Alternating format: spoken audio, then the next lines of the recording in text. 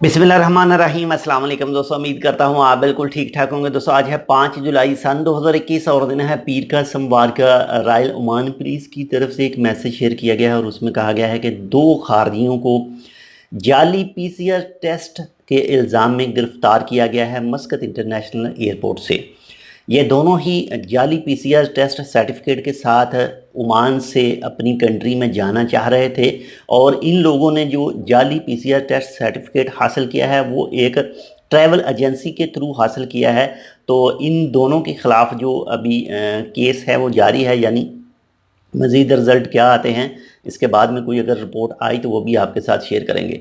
तो इससे पहले भी एक दफ़ा आपके साथ यही इसी टाइप की एक वीडियो शेयर की थी, उसमें भी 2 अफराद ने जाली पीसीआर टेस्ट सर्टिफिकेट लेकर मस्कत एयरपोर्ट से जाने की कोशिश की थी और वो भी पकड़े गए थे।